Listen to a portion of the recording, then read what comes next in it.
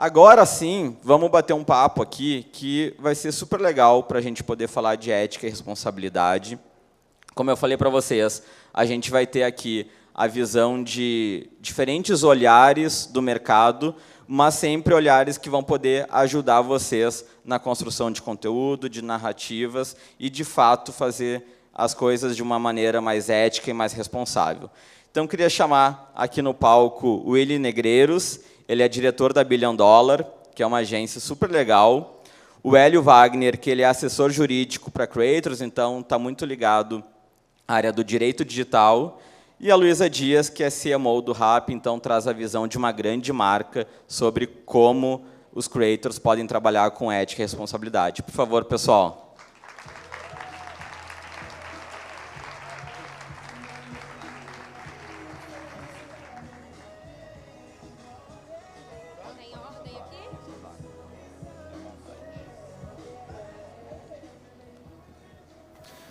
Bom, gente, muito obrigado por terem vindo. Acho que é muito válida essa conversa, justamente para a gente poder ter diferentes olhares de uma coisa que ainda é um pouco nova, né?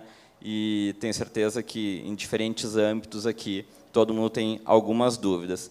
Primeiro, eu queria que vocês se apresentassem, falassem um pouquinho do trabalho de vocês, e aí a gente começa a bater um papo. Bom, gente, meu nome é Luísa, ficou Leibniz ali, mas eu profissionalmente uso o Dias para não causar nenhum tipo de confusão aí na pronúncia. Eu sou CMO do Rappi Brasil e de todas as marcas que fazem parte da plataforma. Então, a gente tem o Rappi Turbo, que é o nosso delivery em 10 minutos, tem o Zapier, tem o Rappi Cargo. Acho que pouca gente conhece muitas dessas marcas porque elas são B2B, né? A gente faz vários serviços além da entrega para o consumidor final.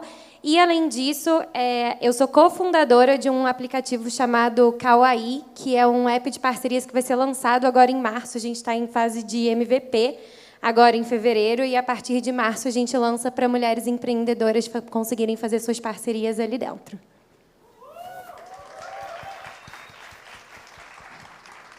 Boa noite, pessoal. Meu nome é Hélio, eu sou advogado, especialista em direito digital. Eu atuo há 4 anos para agências, assessorias e também para influenciadores. O nosso foco hoje é dar todo o suporte 360 para esse público, então desde revisão de contratos, com marcas e assessorias, recuperação de contas em redes sociais, que acontece bastante, de perder a ferramenta de trabalho, enfim, tudo voltado para o direito digital e para dar um suporte jurídico e uma segurança para essa Creator Economy. A gente atua lá no meu escritório, a gente está há 4 anos nesse ramo.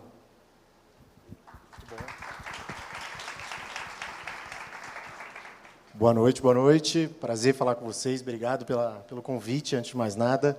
Gente, se eu olhar muito para o lado, é que eu estou com uma pequenininha ali, então o olho do pai fica lá e cá. Mas prazer, eu sou o Willy, sou sócio da Billion Dollar Boy. A Billion Dollar Boy é uma agência global de marketing de influência.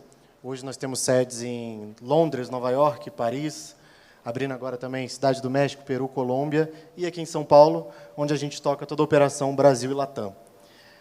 Nós somos uma agência full service da Creator Economy, então tudo que envolve marketing de influência como um todo, a Billion Dollar Boy hoje pode se dizer especialista aí no assunto. Boa. Muito bom, gente. Então, acho que é super importante, né, a gente conseguir ter um pouco do olhar aqui de todo mundo.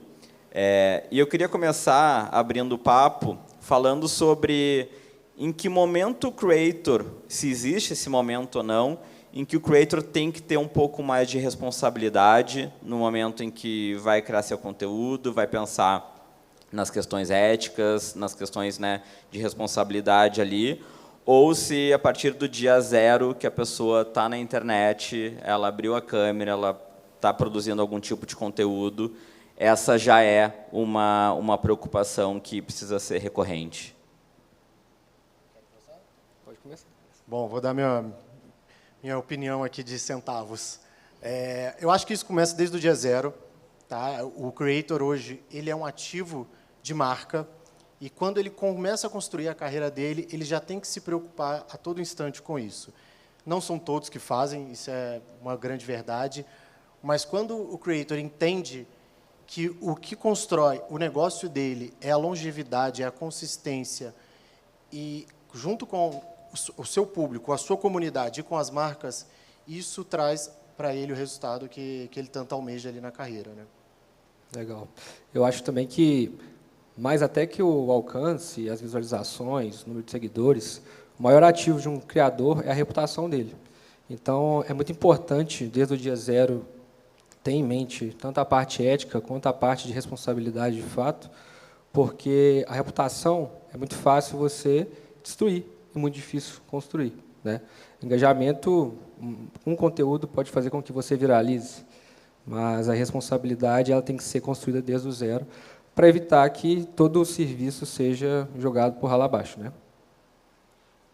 E eu acho que só para complementar, tem um aspecto que é muito importante, que é contexto, né? Nós, como marcas, a gente vai sempre observar qual é o contexto em que o influenciador está se colocando, que o creator está se colocando, para entender se é um contexto que faz sentido para a marca. Então, e aí, assim, a gente vai olhar desde o início, até porque a gente sabe, né, que hoje, com a internet, as coisas são recapituladas o tempo inteiro, então a gente olha, assim, quais são as possibilidades, quais são os riscos, né? Todos os nossos contratos têm riscos avaliados, então eu também concordo que é desde o dia zero e, assim, da nossa perspectiva, a gente olha, assim, absolutamente tudo. Eu acho que uma coisa importante quando a gente fala de ética e responsabilidade é que isso não está só atrelado ao cancelamento, né? Às vezes a ética e a responsabilidade ela está em outras coisas que a gente nem olha. Assim, eu até estava conversando com o Hélio ali na sala, antes da gente começar. Um dos meus clientes é Philips, e dentro de Philips a gente tem algumas marcas. Uma das marcas é Avent, Philips Avent, que é uma marca de produtos, quem é mãe, quem é pai aqui vai conhecer, marca de produtos para bebê. A gente tem um squad de influenciadoras mãe, né? E aí, muitas vezes, a mãe ou o pai vai lá criar o conteúdo e está com o bebê no conteúdo. E aí a gente volta e fala, não, gente, para poder ter uma criança num conteúdo, tem que ter um alvará, né? Um alvará não é simples, assim, né? Não sai assim, baixei o alvará na internet aqui, criei o conteúdo, não. Tem que ir, né? O juiz tem que expedir, enfim. Então, assim, às vezes não é nem a ética não está nem só, ou a responsabilidade não está nem só naquilo que vai tornar a pessoa cancelada, mas são pequenas coisas que são colocadas à prova no dia a dia, e eu tenho certeza que aqui, independente do nicho, né, que vocês tiverem, vai ser importante a gente falar sobre isso. E daí eu queria saber de vocês, assim, alguns casos como esse que eu contei, de conteúdos que tiveram que voltar por algum descuido de responsabilidade, de ética ou até de alguma coisa da lei, assim. Legal. Eu posso falar sobre casos que são bem notórios hoje. A gente pode citar como exemplos, por exemplo, um caso recente do Ítalo Santos, que foi responsabilizado por um sorteio que nunca existiu. Então, ele fez a divulgação e acabou que o sorteio não existiu. O sorteio não era ele que tinha feito, mas ele divulgou. Ele acabou sendo responsabilizado e condenado a pagar o seguidor dele. Recentemente também teve um caso da Virgínia, né, que ela também foi condenada a pagar uma indenização a um seguidor por um produto que ela divulgou, justamente porque a partir do momento que o influenciador ele faz uma divulgação, independente se ele faz parte da marca, se ele é um colaborador, se ele é dono da marca, ele está endossando, ele está dando credibilidade que aquele produto ou serviço, ele de fato é confiável, que é um produto de qualidade, um serviço de qualidade, e a partir desse momento ele passa a fazer parte da cadeia ali de consumo. Então é um aspecto que tem que ser levado em consideração, porque às vezes se o influenciador só olhar ali, esse é o valor que eu vou receber para poder fazer minha publicidade aqui, um valor interessante, mas o impacto disso a curto, médio e longo prazo, tanto no aspecto de reputação, quanto no aspecto também de ser responsabilizado até judicialmente, que é um desagrado muito grande. Então, até está atrelado àquela questão que a gente falou, de que a reputação é um ativo muito valioso do influenciador. E aí está tudo muito vinculado com relação a isso também. E assim, o que eu vejo muito acontecendo são casos principalmente relacionados a aplicativos em que a promoção não está disponível ou que o benefício que está sendo comunicado para o usuário ali, né, para o consumidor, não está disponível no app. Então, assim, com a gente tem um cuidado muito grande e o creator ele precisa estar junto com a gente nisso. Muitas vezes já aconteceu, não só com a gente, mas com vários apps, assim, dos usuários entrarem para reclamar e falar, putz, meu benefício não está disponível e tal. E isso é algo para ser tratado com muito cuidado. Então, acho que, além, né, de todo esse aspecto legal que precisa ser respeitado, é como que a gente dá o suporte em conjunto e as respostas adequadas ali para aquela situação. E isso também faz muita diferença em como que aquela situação como um todo vai ser interpretado, e eu acho que até sob aspectos legais, né? Uma coisa é quando você não dá nenhum tipo de resposta, e outra coisa é quando você já tem ali um suporte preparado para qualquer tipo de percalço que venha a acontecer na parceria. Legal. E entra também na questão do over-delivery por parte do influenciador, né? Então, de sair ali só do... fechou com a marca um combo de stories, mas se ocorre um tipo de problema desses, de dar um esclarecimento, dar um suporte ali no mesmo canal que foi utilizado para divulgar aquele produto ou serviço, e isso com certeza vai ser levado em consideração para a marca numa contratação futura, né? E eu acho que você falou essa palavra over-delivery para mim, sabe o que me veio na cabeça? Quando a gente compartilha um briefing com o creator e ele acaba, obviamente, colocando a cara dele ali, o que é super importante, mas, às vezes, fazendo promessas que estavam fora do que, de fato, estava dentro do briefing, né? E aí, se isso está mal alinhado, putz, ele vai fazer E para a gente, assim, isso é super importante porque a gente é um super app, né? Então, às vezes, parece que a gente faz tudo, mas essa não é exatamente isso. Então, acho que tem que ter esse bom alinhamento ali do briefing também para que haja o cuidado dos dois lados. E eu diria que mais do que os dois lados, né? Eu acho que esse é o papel da agência, inclusive, de intermediar isso e entender e conseguir ponderar todas essas questões, de saber dizer um não quando for necessário, né? Tanto para o cliente quanto para o creator, saber filtrar esse briefing antes de chegar para a marca, de fazer uma boa leitura, de entender quais são os don'ts dali do que a gente está propondo naquela campanha. Então, eu acho que são todos esses lados que se encaixam para um bom resultado, né? Acho que tem um ponto muito importante assim de responsabilidade de creator, inclusive uma responsabilidade boa, porque assim o creator ele não é uma mídia, ele não é só uma mídia, né? Então assim, quando se falava de mídias tradicionais antes, se a marca colocava o produto dela num comercial da TV e não cumpria o que ela ia fazer, a TV não tinha nada a ver com isso, era problema da marca. A partir do momento que o creator está ao lado de marcas divulgando algumas coisas, ele não é só a mídia, ele tem essa responsabilidade também junto com o que ele está divulgando. E da mesma forma, então por isso é super importante, né? Assim como as marcas analisam muito o perfil dos creators, é super importante também os creators analisarem o perfil das marcas, dos produtos, né? Do nicho que está entrando, porque é também parte da sua responsabilidade. E aí falando um pouquinho dessa análise, eu já tive em algumas reuniões de disaster check, assim, que a gente tanto marca ou agência mesmo falou não vamos com esse perfil aqui, porque a gente já fez um disaster check e percebeu que não tem fit, né? Então, é uma análise, né, que marcas, agências fazem para ver se o creator realmente tem fit com o assunto, ou teve algum antecedente que não foi legal, enfim, algum tipo de cancelamento. Queria ouvir um pouquinho vocês assim sobre como é que vocês fazem esse processo com relação, né, o olhar da marca, o olhar de agência e até do jurídico, assim, quais são os critérios que se usa nesses disaster check para que a gente possa também entender que cuidados um creator pode ter dentro do seu perfil ali. Boa. Quando a gente fala de disaster check, tem muitas variáveis que são importantes a gente levar em consideração, Gabs. Por exemplo, hoje a gente usa o apoio da tecnologia para fazer uma varredura dos perfis dos creators, junto com pesquisas no Google e todos os sites, e quando há necessidade, até uma pesquisa jurídica junto com o apoio, porque é fundamental para a gente entender o tipo de creator que a gente está envolvendo com a marca. Até porque quando uma marca confia em nós, o posicionamento estratégico dela, cabe a nós também conseguir fazer esse filtro prévio. E para os creators, a gente sempre leva em consideração muitos fatores sobre posicionamento político, religioso, que, às vezes, não necessariamente é ruim, mas que, naquele momento ali, pode gerar algum desentendimento com a sua audiência. E isso vai reverberar na marca, muitas das vezes. Então, é fundamental que a agência saiba se posicionar e saiba dizer não também quando há necessidade.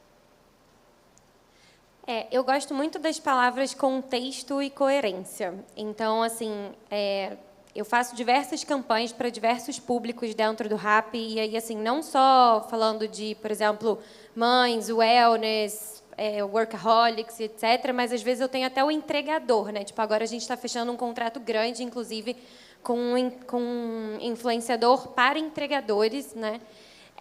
Então, assim, para a gente é um super desafio conseguir encaixar o influenciador certo no contexto certo para que tenha coerência entre o público desse creator e a mensagem que eu quero passar. Tá? Então, assim, a gente observa esses aspectos que o Willy comentou aqui também, mas sempre pensando em qual é a mensagem principal daquela campanha para aquele influenciador. Então, assim, sim, eu sempre vou olhar para o passado, mas eu estou muito mais preocupada em quem é o público que eu quero atingir com aquela campanha, qual vai ser a percepção daquela pessoa, né, daquele público-alvo ali que eu estou desenhando para aquele momento, sobre, inclusive, esses aspectos do passado. Talvez eu queira fazer uma campanha que tenha algum tipo de viés ali, ou mais político, ou mais conservador, enfim, pode ter diversos momentos. Acho que sempre depende muito de como que a gente encaixa o contexto do que a gente vai falar com a pessoa que está escutando aquela mensagem. E aí eu, quando vou considerar muito os riscos que eu tenho para cada uma dessas contratações que eu faço, eu sempre tento cruzar essas duas coisas. E às vezes mesmo que seja algo assim, né, do passado, que a pessoa já foi cancelada, mesmo o cancelamento, ela tem algum tipo de identificação. E aí sempre tem razões pelas quais um creator ou outro pode ter sido cancelado que talvez não faça sentido, na verdade, para aquele público específico. Então, acho que também eu não costumo generalizar os riscos. Esse creator já foi cancelado, então, putz, nunca mais vou contratar. Não, eu acho que sempre tem que observar o contexto no qual eu estou trazendo ele para dentro de casa e fazendo essa parceria.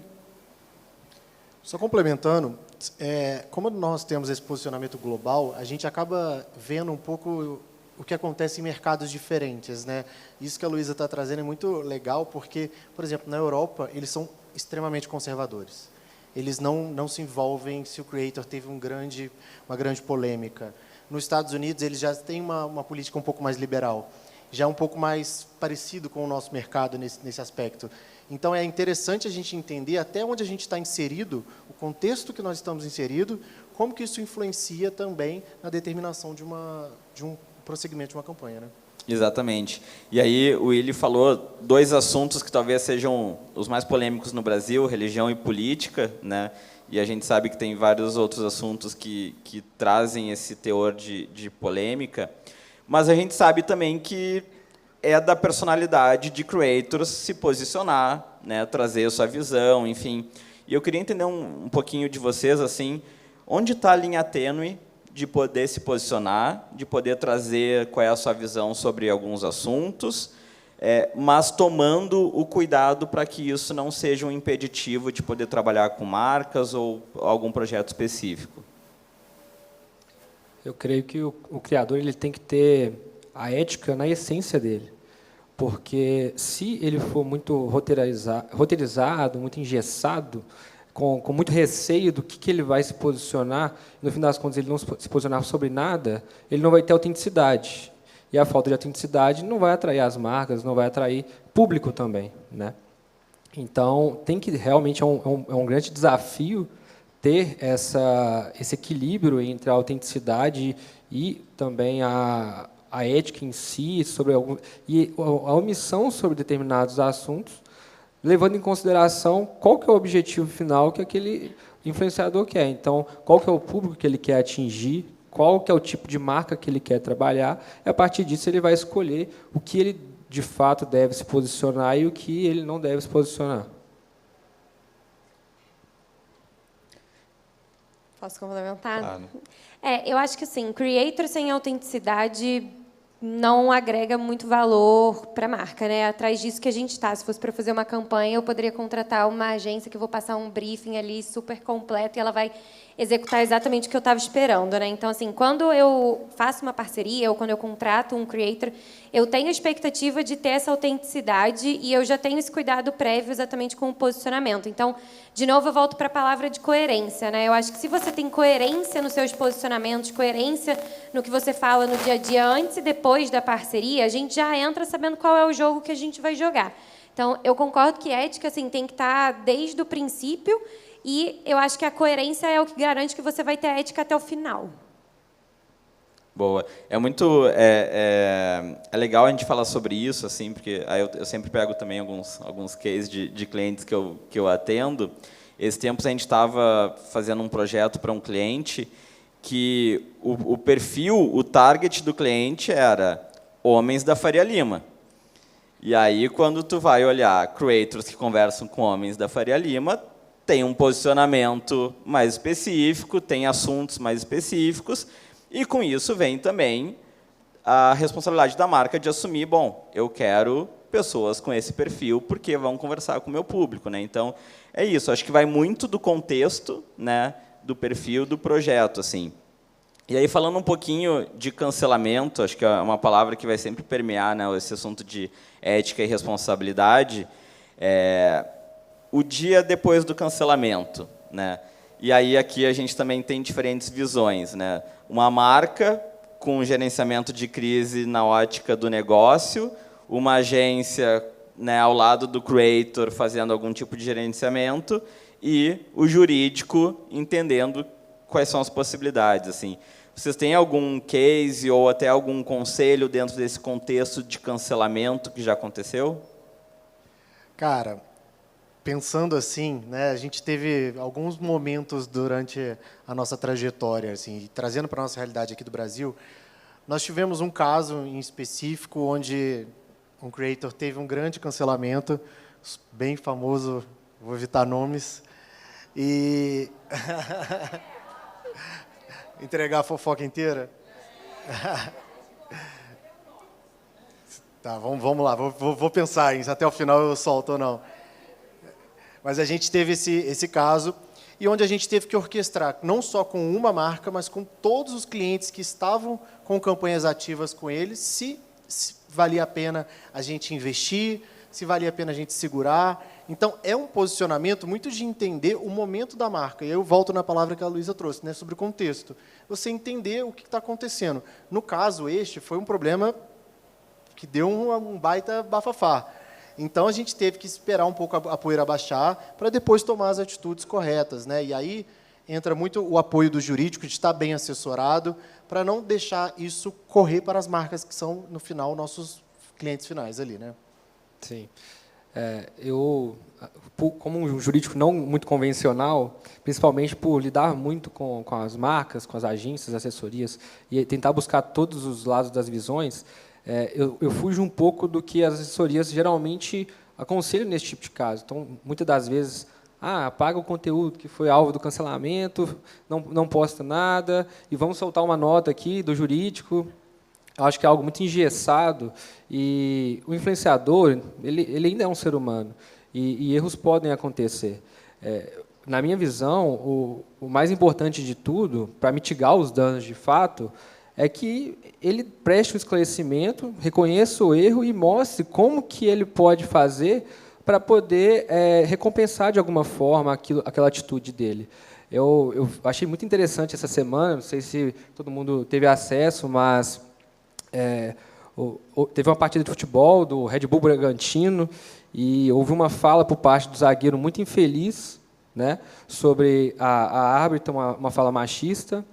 E logo em seguida, na segunda-feira, salvo engano, o clube postou uma nota, e nessa nota o clube falou que o zagueiro foi multado e que parte do valor da multa seria revertida justamente para uma causa vinculada àquilo que ele tinha, né, cometido essa infelicidade.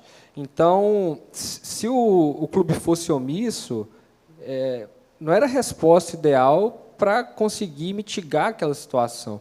Da mesma forma, eu creio que é um influenciador. Então, ao invés de você simplesmente apagar o conteúdo e achar que apagar o erro ali está tudo certo, e o print ele sempre vai existir, né? O print sempre vai existir. O print é eterno, né? O print é eterno, então é melhor que você seja honesto, dê a cara a tapa e reconheça o erro e busque aprender e crescer com ele.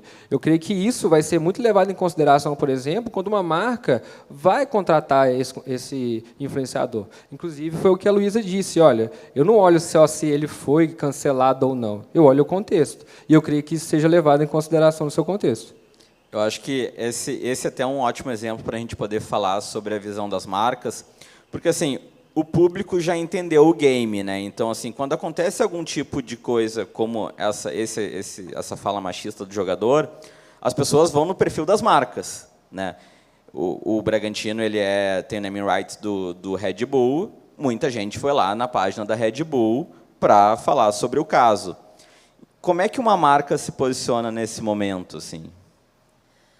Olha, eu concordo também, eu sou contra apagar o conteúdo. Assim, eu acho que a melhor forma de reagir a uma situação dessa é refletir e se posicionar, né, de forma a mostrar que aprendeu com a situação e tudo mais. E a gente, como marca, em geral, toma algo semelhante, óbvio, a gente pode até tomar um posicionamento mais firme frente ao tema, mas certamente sem promover ataques pessoais, nem nada desse tipo. A gente não entra nesse tipo de confusão, assim. Agora, não sei se eu respondi a sua pergunta, porque eu queria complementar com outro tipo de cancelamento, só aproveitando aqui, né, que a gente está trocando conhecimento, gente, mas porque eu já passei por uma situação no Rap que eu acho que é pouco falada de cancelamento, mas que é sobre o cancelamento que acontece porque um creator foi tirado do contexto. E, gente, isso é uma situação super complicada, é complicado para o creator, é complicado para a marca, porque, às vezes, vocês fizeram, né, um conteúdo ali na melhor das intenções e acabou que alguém pegou um recorte ou postou de alguma forma e aí, assim, virou uma crise completamente infundamentada, tá? Isso já aconteceu com o Rap, diretamente, assim, eu já passei por essa situação. E aí eu queria dar um conselho, né, que aconteceu comigo, que foi o que eu fiz e deu super certo para a marca, deu super certo para o creator, que é esclarecer, não lacrar, né, não buscar entrar na confusão, mas buscar esclarecer e até começar, tipo, brincar um pouco, sempre com a finalidade de esclarecer, mas não entra na onda, não entra na raiva, não queira mostrar que não, que está todo mundo errado e você está certo porque você foi tirado de contexto. Então, enfim, eu só queria trazer esse caso porque acho que ele é pouco falado, mas que assim eu já passei e pegou todo mundo de surpresa. E na era dos cortes, isso é Exato, inevitável, exato. né? São 3 horas de conversa, um corte Isso. Olha de o 5 BBB, né? segundos. Tipo, tiram cada conversa de contexto lá do BBB e aí as pessoas do nada são canceladas. Quando você vai ver, na verdade, o contexto era outro. Exatamente. BBB também é outra coisa que gera bastante cancelamento, bastante conversa em volta dessa questão da responsabilidade, né? E aí, a gente tem mais uns minutinhos, eu quero abrir para perguntas, porque eu imagino que tem bastante gente aqui com algumas dúvidas, às vezes muito relacionadas ao seu nicho também, mas eu queria um conselho final de vocês, assim, a gente está aqui com centenas de creators. Que conselhos vocês podem dar pensando muito em longevidade? Assim, né? A gente começou o papo falando sobre isso. A vida do creator, né, do criador de conteúdo, ela não começa e nem acaba naquele post ali, né? Ela precisa de uma longevidade, de uma conexão com a comunidade, de uma coisa que vai ser perene. Que conselho vocês dão por esse olhar da ética e da responsabilidade para ter uma vida saudável enquanto creator? Eu creio que tem um ponto que é muito importante de vislumbrar como uma empresa. Então, ter sempre empresas e braços qualificados ao seu lado para te assessorar a construir essa base e essa carreira como influenciador. E para ter longevidade tem que pensar a longo prazo, porque às vezes um criador, numa fase inicial, ele pode ser atraído por publicidades que se você analisar somente o aspecto financeiro, naquele momento pode ser interessante, e isso acaba destruindo o longo prazo, justamente pelo fato de que a reputação ela tem que ser construída ao longo do tempo, Então, a reflexão que eu deixo é essa, de sempre buscar fazer uma análise crítica sobre as marcas que procuram vocês, se aquilo que está sendo divulgado, o serviço ou o produto, realmente faz sentido, se é algo que você usaria, que você contrataria, porque isso está totalmente atrelado à sua reputação, e a reputação ela é construída ao longo prazo. Boa. Completando o que o Hélio falou, eu acho que vai além de reputação, vai muito sobre confiança também, né? Confiança gera influência, que a influência vai gerar negócio para todos vocês aqui. Então, hoje, pense muito além de só um post ou alguns milhões de reais aí na conta. Pense em construir longevidade na carreira de vocês, autenticidade para a comunidade que vocês estão comunicando, que eu acho que é isso que vai construir uma carreira sólida aí e de longo prazo para todos os creators aqui presentes. Gente, eu quero concordar primeiro com vocês, e aí eu quero trazer um outro aspecto sobre uma outra ótica, que é responsabilidade comercial e ética na relação de negócio que vocês vão ter com a empresa, tá? Então, assim, quem quer ter uma carreira longa, eu acho que tem que pensar na produção de conteúdo e nas redes sociais de vocês como, de fato, um negócio, e um negócio que gera negócios frutíferos para os dois lados. Então, parcerias comerciais bem-sucedidas são ganha-ganha, os dois lados têm que sair ganhando. Então, né, sejam bem assessorados, levem autenticidade para o público de vocês e entreguem resultado e sejam coerentes com as pessoas que também contratam vocês. Então, escolham quem vocês vão firmar esses negócios para que vocês possam, de fato, fazer sentido para eles e eles para vocês. Muito bom, gente. Muito bons conselhos. E aí eu queria abrir para algumas perguntas. E aí, acho que o pessoal já passou o aviso ontem, mas estamos sendo filmados, inclusive vocês que vão fazer as perguntas. Então, toda vez que for fazer a pergunta, levanta, fala seu nome para ficar bem na câmera ali, tá bom?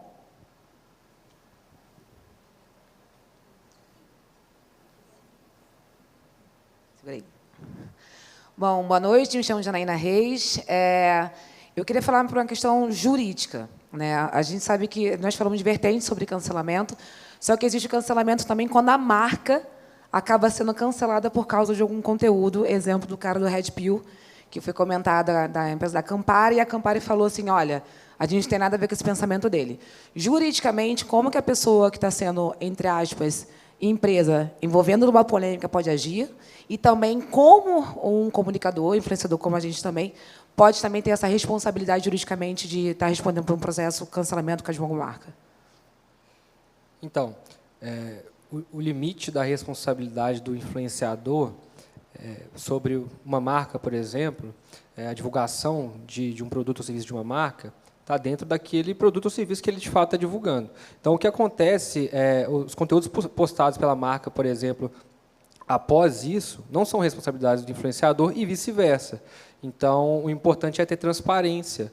E, a partir do momento que aconteceu uma situação como essa, tornar a público que, seja o influenciador ou a marca, não compactua com esse tipo de ação, porque foi limitado ali, o serviço ele é estabelecido de forma limitada. Então, embora possa ser uma relação comercial a longo prazo, tanto a marca quanto o influenciador não estão assinando um contrato vitalício de assumir todas as responsabilidades do que a outra parte fizer. Então, eu creio que o posicionamento já traz esse aspecto. Mas, juridicamente falando, a limitação está dentro do escopo do contrato, de fato, que é feito entre a marca e o influenciador. Eu queria saber como que a gente consegue se resguardar, né? Que vocês já falaram até dos problemas que às vezes podem acontecer com a marca e a gente acabar divulgando uma marca que teve algum problema. No meu caso, que eu falo muito do dia a dia com pet, já teve problema com petisco, já teve problema com vacina, e de marcas, inclusive, que são renomadas no mercado, né? Então, assim, o meu medo sempre é de fazer uma publi ou até uma parceria com uma marca que é renomada e, de repente, acontece alguma coisa de morrer pet e tudo mais, e está o meu nome vinculado a isso. Então, como que eu consigo me resguardar, mesmo sendo uma empresa grande, que aí, acho que, como a Luísa falou, ter um apoio jurídico da própria empresa, né? Mas como que a gente consegue ter esse cuidado? Eu acho que esse filtro ele vem muito de onde vem esse job para você, né? De você entender de onde está vindo, quem está te oferecendo, de que forma está chegando para você, e da mesma forma que as marcas fazem esse disaster check, vocês, como creators, também têm quase que uma obrigação de pesquisar sobre a marca, entender a idoneidade sobre ela, se tem algum problema recente e com o que você não compactua. Então, esses cuidados, eles são bilaterais, e a todo instante e a todo momento durante toda a sua carreira. Tá? E mesmo que tenham todos esses cuidados, ainda assim, não é possível que o influenciador tenha controle de tudo. Então, situações adversas podem acontecer. Então, a proteção que vocês podem fazer é sobre o essencial, né? Que é fazer, de fato, essa análise, a gente até chama juridicamente como uma due diligence, que é buscar os documentos sobre a empresa, pesquisar se é uma empresa séria, porque pode ser que o produto seja bom, pode ser que o serviço seja bom, mas a empresa ela pode estar no fim da saúde financeira dela, e ela pode quebrar em breve. E isso pode impactar também no influenciador. Então, é um papel de investigação, de fato, e de entender que, a partir do momento que você está trabalhando com uma marca, você está divulgando um serviço ou um produto, você está assumindo uma responsabilidade sobre aquilo. Então, é um dever de fiscalização, de fazer um levantamento para entender se realmente vale a pena ou não. Boa noite, meu nome é Elaine, e eu queria entender o seguinte, a gente sabe, né, que já tem, por praxe, algumas medidas de gestão de crise para minimizar impactos numa situação de cancelamento, mas a gente sabe também que, dependendo do dano, existe uma pressão muito grande da audiência para que a marca ali rompa contrato com o creator, né? E eu queria saber de vocês se tem alguma situação, em qual situação que vocês recomendam que chegue nessa situação extrema de rompimento de contrato com o creator. E, no caso da Luísa, se já aconteceu alguma vez, se vocês precisaram chegar nesse ponto.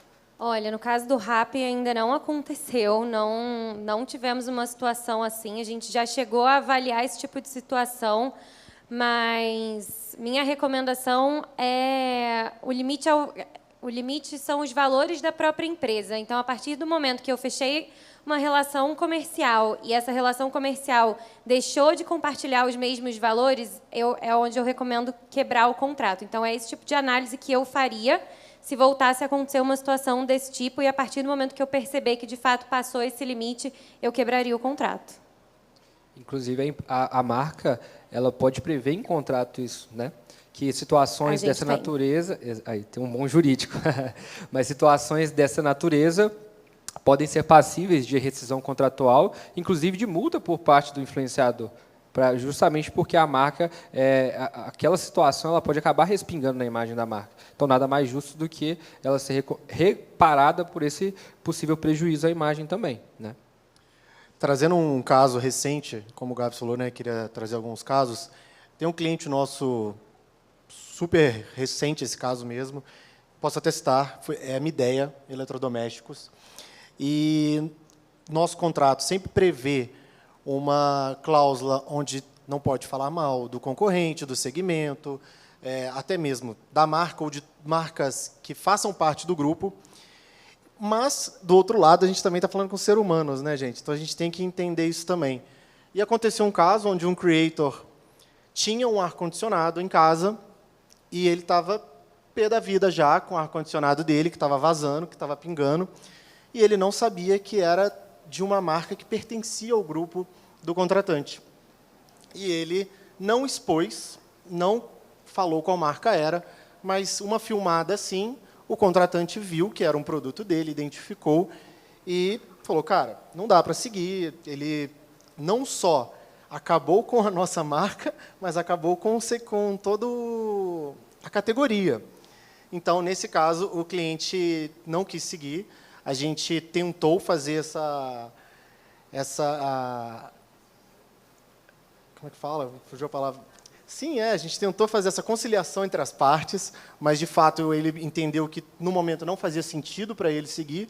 Por que isso? Porque ele estava indo além de só falar de marca. Ele estava falando da categoria, e aí, no caso, o contratante optou por seguir com outro creator nessa campanha. Vamos abrir mais 2 perguntinhas, pode ser?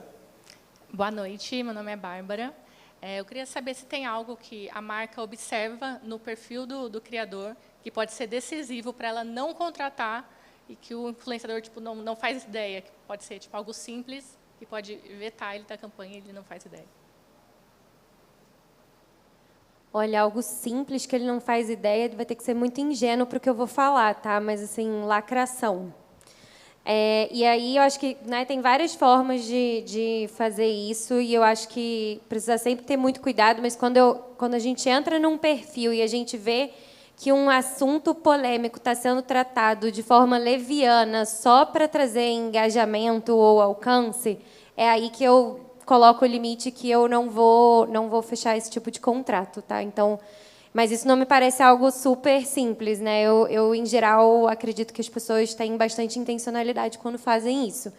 E isso passa muito para mim também com a ética daquele creator, tá? Então, eu diria que esse é o principal fator. Não tem um outro. É que me vem à memória, assim, é difícil. Eu creio que não é possível falar que é simplesmente um mero fator, porque a marca ela vai, de fato, buscar uma análise aprofundada sobre todo o aspecto do perfil do influenciador, e não só em uma rede social só, né? Mas em todas as redes sociais. Então, inclusive, quando a gente fala de cancelamento, por exemplo, as pessoas falam, não, o Instagram está perfeito, mas esqueceram de apagar os tweets. E aí os tweets viram alvo de cancelamento. Então, a marca ela vai analisar o contexto como um todo. Não vai ser um pequeno fator que vai gerar, de fato, a não contratação, mas sim o conjunto da obra para tomar a decisão, né? E aí, tentando pegar alguma coisa, algum exemplo assim para a gente ter também, às vezes não é só o que está público, assim. A gente já fez um disaster check de uma criadora de conteúdo para um projeto específico, e ali no que a gente coletou veio a informação de que ela não tratava bem os colaboradores dela. Então não era necessariamente algo que ela estava postando, mas que estava se tornando público um comportamento da porta para dentro. Então, às vezes, não é só o que a gente posta, é também como a gente se relaciona na sociedade ali onde a gente está, né? Eu também já deixei de contratar creator por isso, tá? Porque aí, de fato, desvia dos valores que a nossa marca tem. Hoje é público naquela planilha que ficou famosa, mas antes não era, e mesmo assim as pessoas conversavam entre si, né? Então, realmente. Oi, eu sou a Júlia Beneduz, eu faço conteúdo de lifestyle, saúde e esporte. A gente tem muito contato com marca que tem suplemento, por exemplo. E isso impacta diretamente na vida da pessoa, tanto para o positivo quanto para o negativo. Teve uma marca que entrou em contato comigo e eu não conhecia qual que era a história dela no mercado. E daí eu pedi os laudos da Anvisa. E eles não gostaram. Eles até me mandaram, mas eles não gostaram. Tudo bem a gente pedir, tipo, documentos que comprovem, principalmente de suplemento, tipo, eficácia, essas coisas? Com certeza. Você está fazendo o seu papel, seu dever como influenciador. Eu creio que não tem fundamentação para a marca ficar insatisfeita, porque você está buscando ser responsável com aquilo que você vai divulgar. Então, eu não vejo nenhum problema, muito pelo contrário. Eu creio que você deve, sim, fazer isso, principalmente quando envolvam impactos na área da saúde, algo muito sério. A suplementação, a depender, ela tem que ter uma prescrição médica, né? Então, é importante ter esse cuidado, sim.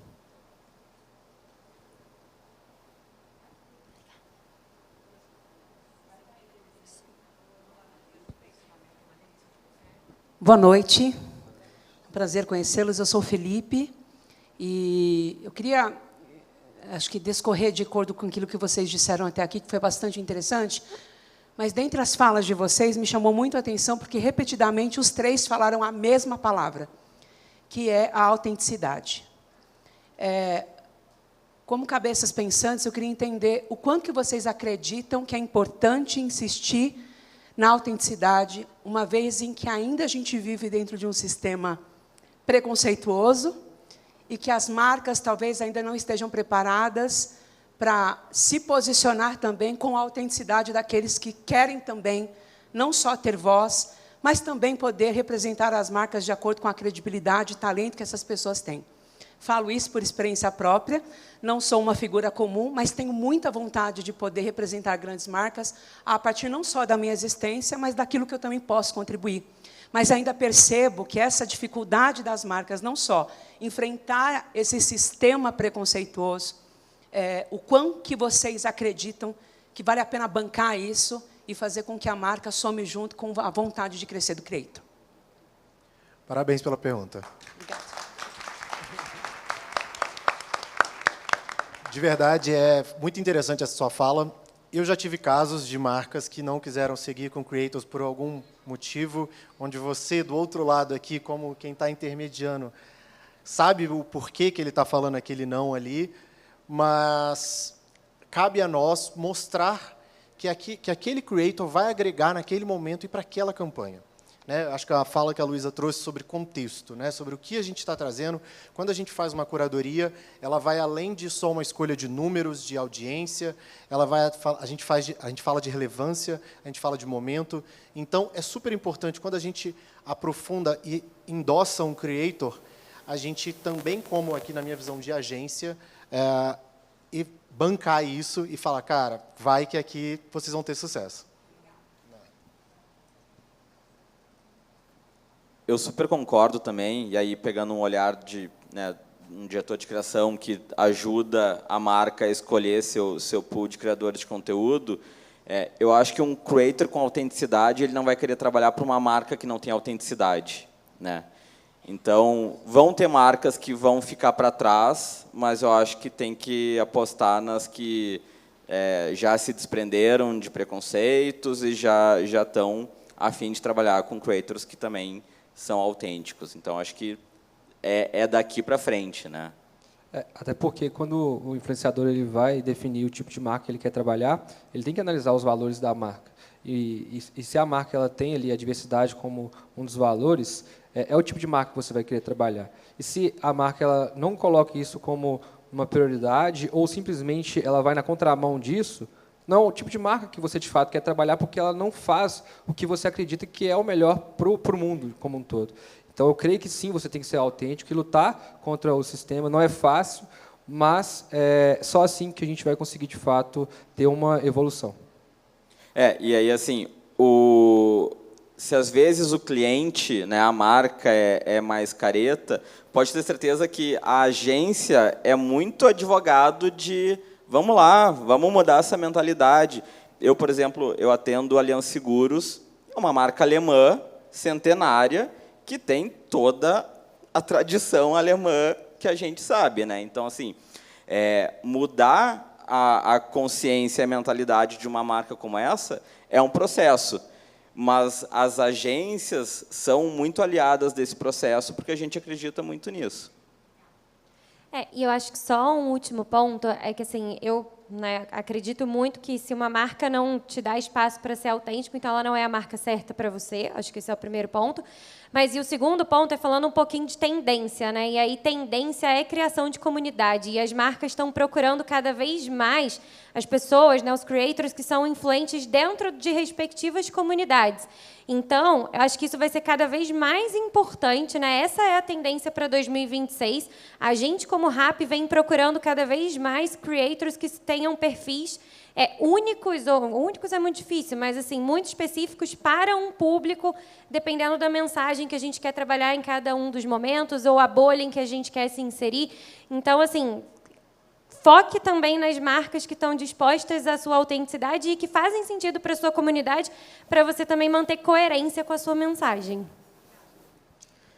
Gente, esse papo é muito bom. Se eu puder dar uma diquinha final aqui, que voltou à minha memória, algo que talvez algumas pessoas aqui ainda não saibam, e nos últimos tempos isso tem sido cada vez mais exigido, que principalmente por parte dos órgãos regulamentadores, como, por exemplo, o CONAR, que é dos influenciadores sinalizarem as publicidades nas redes sociais. Isso é obrigação, então, pelo dever de informação ao consumidor, ele tem que saber que aquilo ali é uma publicidade. Você não pode divulgar um produto e criar um storytelling como se você não estivesse sendo pago ou tivesse algum tipo de parceria ali.